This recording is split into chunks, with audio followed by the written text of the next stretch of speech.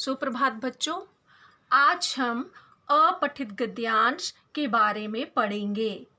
प्यारे बच्चों, आज मैं अपठित गद्यांश में पूछे गए प्रश्नों के उत्तर देना सिखाऊंगी। आपको पता है अपठित गद्यांश क्या होते हैं?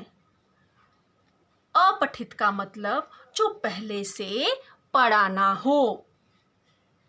इस तरह अपठित का अर्थ है गद्य का वह भाग जो पहले पढ़ा ना हो।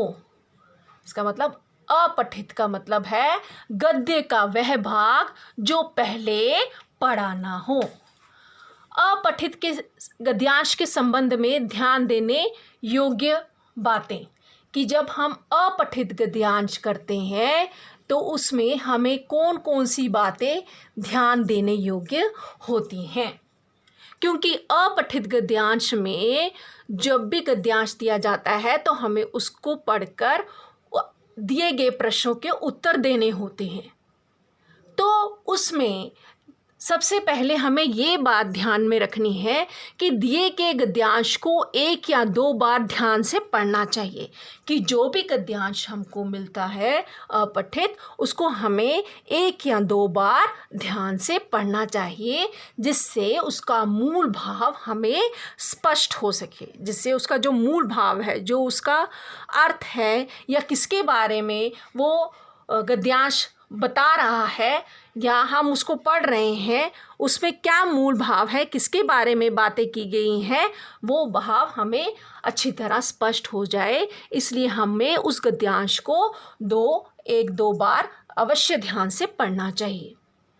और पढ़ते समय जब हम बार बार उसको पढ़ते हैं तो अगर कोई मुख्य बातें हैं, अगर कोई उसमें बहुत ही खास बातें हैं जो बहुत ध्यान देने योग्य है, उसको हमें रेखांकित कर लेना चाहिए, अंडरलाइन कर लेना चाहिए। समझ में आया बच्चों?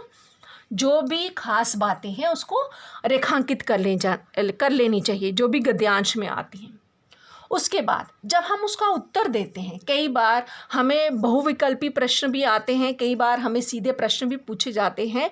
तो जिस तरह के प्रश्न पूछे जाते हैं हमें उसका उत्तर देना होता है। अगर बहुविकल्पी हो तो हमें उसमें से कोई सही उत्तर चुनना होता है, लेकिन अगर सीधे प्रश्न पूछे हो तो हमें उसका उत्तर देना होता है। तो उत्तर की भाषा हमारी बिल्कुल सरल सहज होनी चाहिए, व्यवहारिक होनी चाहिए।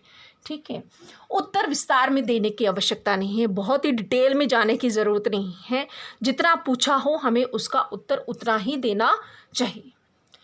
शीर्षक देते समय, शीर्षक क्या होता है? जिसके बारे में भी हमारा वो गद्यांश है, उसका क्या विषय है, उसमें किसके बारे में बात की जा रही है, उसको हम एक शब्द या दो तीन शब्दों में ही हम उसका संक्षिप्त जो है संक्षिप्त शीर्षक दे सकते हैं।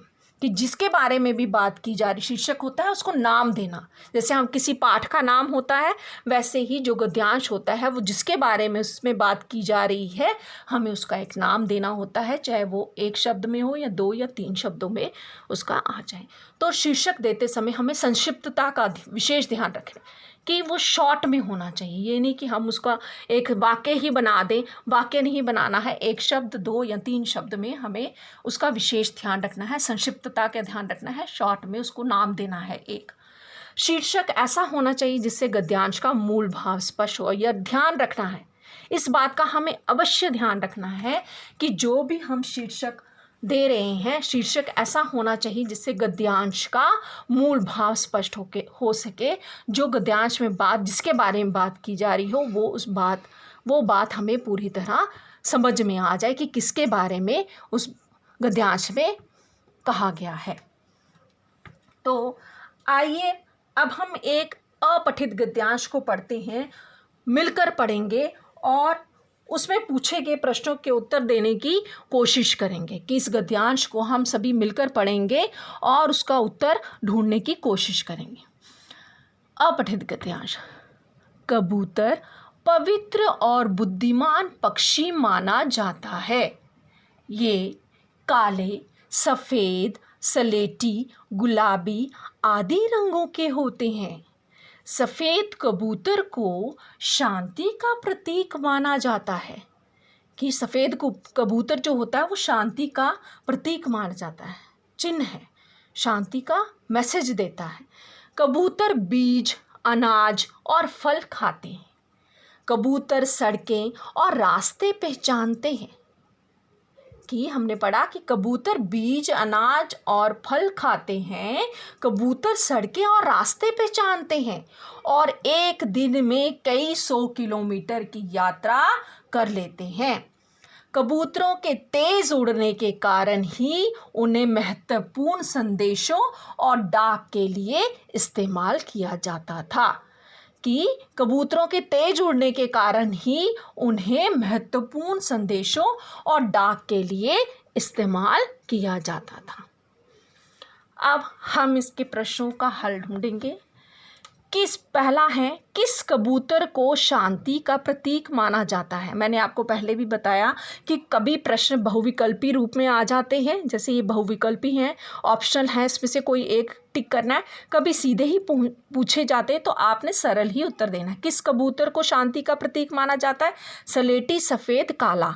सलेटी, सफ़ेद, काला। तो हमने पढ़ा था सफ़ेद कबूतर को शांति का प्रतीक माना जाता है। तो सफ़ेद कबूतर जो है वो हमारे शांति का प्रतीक है। तो हमने सफ़ेद को सही का निशान देना है। तो अगर सरल भाषा में आपने उत्तर लिखना हो, सरल वाक्य बनाकर, किस कबूतर को शांति का प्रतीक माना जाता है? सफ़ेद कबूतर को शांति का प्रतीक माना जाता है। उसके बाद मेरा अगला प्रश्न है, कबूतर क्या खाता है? अनाज, बीज व फल, कीड़े मकोड़े, गंदगी। क्या हमने पढ़ा है? हमने पढ़ा अनाज, बीज व फल, कि कबूतर बीज, अनाज और फल खाते हैं। तो हमारा उत्तर ये वाला सही आएगा। उसके बाद भाग, कबूतरों को डाक के लिए क्यों इस्तेमाल किया जाता था? बुद्धिमानी के कारण, तेज उड़ने के कारण, पवित्रता के कारण। कि कबूतरों को डाक के लिए क्यों इस्तेमाल किया जाता था? तो हमने यहाँ पढ़ा था कि कबूतरों के तेज उड़ने के कारण उन्हें महत्वपूर्ण संदेशों और डाक के लिए इस्तेमाल किया जाता था। तो तेज उड़ने के कारण इसका उत्तर है। तो तेज उड़ने के कारण हम उसके आगे सही का निशान लगा देंगे। अब अगला है बुद्धिमान। बुद्धिमान शब्द जो है ये हमारा यहाँ पर आया। कई बार इसमें से कभी आपको विलोम पूछे जाते हैं, कभी आपको लिंग पूछे जाते हैं। तो इस पर एक प्रश्न आया है, बुद्धिमान का विलोम क्या है? तो चतुर, अनपढ़, मूर्ख। तो सभी बच्चे जानते हैं बुद्धिमान का विलोम मूर्ख होता है।